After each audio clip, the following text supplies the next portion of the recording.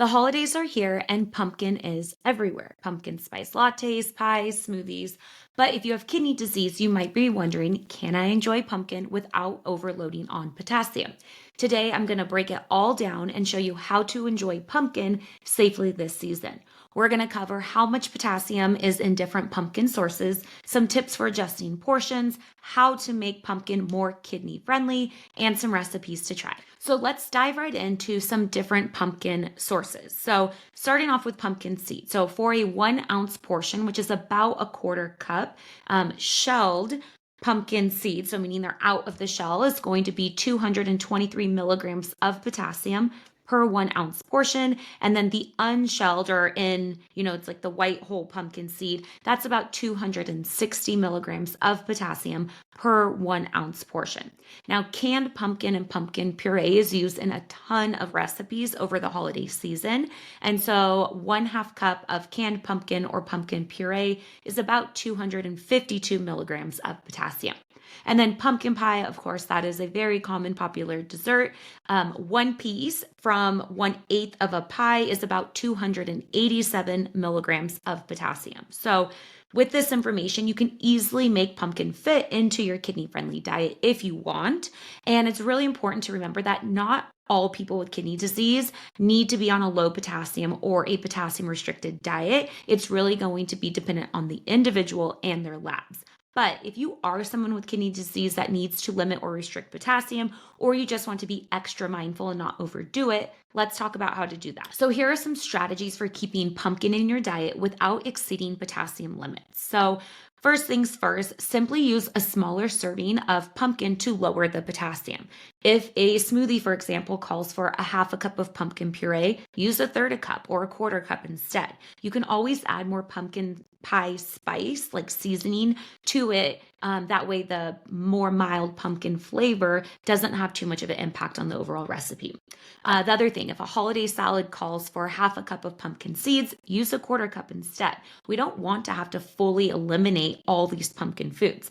Pumpkin seeds, for example, are a great source of plant protein and fiber and zinc, so we wouldn't want to have to restrict it altogether. But since nuts and seed portions can add up really quickly, you always want to make sure to measure the portion that you're using.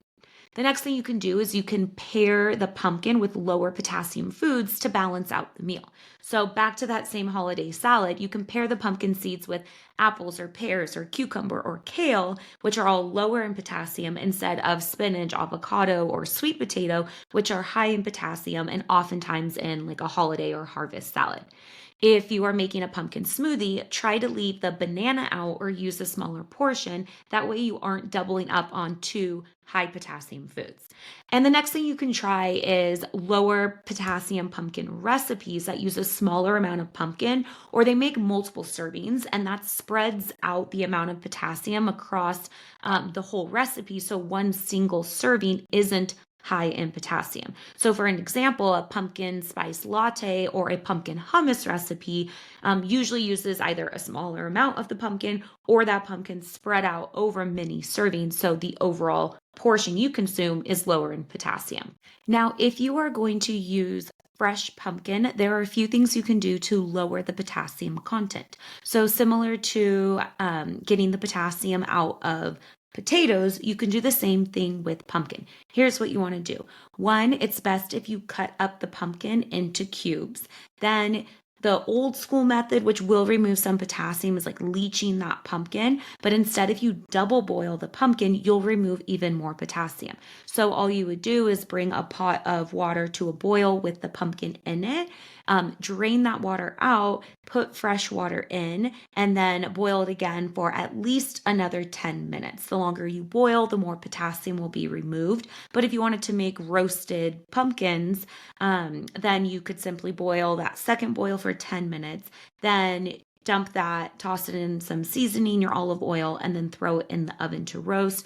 Or if you are simply making your own pumpkin puree instead of buying canned, then you can boil it until it's that texture consistency that you want, mash it all up, and then you have your lower potassium pumpkin puree. So again, that double boil method of cooking the fresh pumpkin will remove about a third to 50% of the potassium, therefore making it lower potassium to use in your cooking and recipes. And like I mentioned earlier, while you're using a smaller amount of the actual pumpkin, feel free to add more pumpkin pie spice. That way you get more of that pumpkin flavor. The goal is really to enjoy pumpkin in this fall and holiday season without feeling guilty or scared. Pumpkin can totally fit into a kidney-friendly diet with some of these adjustments. So let's talk about some pumpkin recipes that are more kidney friendly. So pumpkin spice latte. So of course, if you can make this yourself at home, that is going to be the best thing because you have control of the ingredients, of how much potassium and also how much added sugar is in it.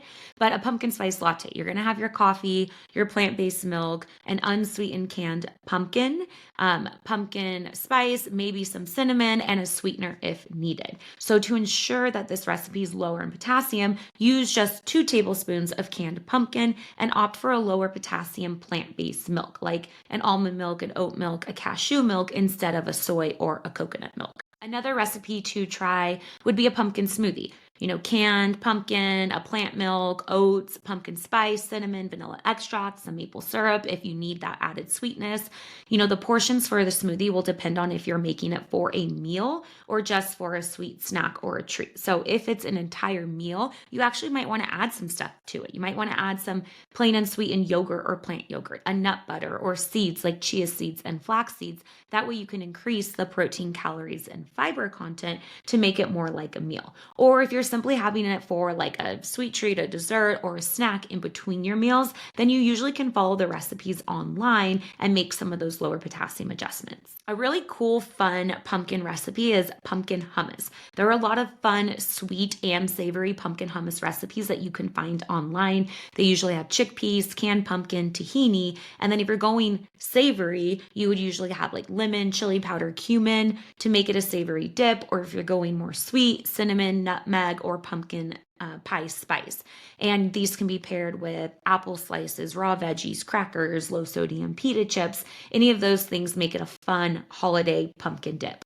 And the final recipe, a pumpkin cookie. I have a peanut butter pumpkin cookie recipe on my website that only has 147 milligrams of potassium per cookie. You can find that at plantbasedkidneys.com under the recipe and dessert section, but I'll also link it in the note section of this video. But really, there are so many options. It really comes down to finding a recipe that sounds good to you, knowing how much potassium is in it, and then making adjustments to the recipe or the portion that you consume if you need something lower in potassium. So a few key points to remember. Number 1, potassium varies by pumpkin source. We talked about pumpkin seeds and we talked about pumpkin puree and pumpkin pie.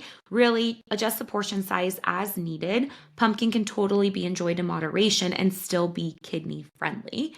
If you want more kidney friendly recipes and tips for eating a kidney protective diet, make sure to subscribe to Eat for Your Kidneys and check out plantbasedkidneys.com. I'm Michelle Krosmer. I'm a renal dietitian. Thanks for watching. Have a happy pumpkin season. Enjoy it, and I'll see you guys next time.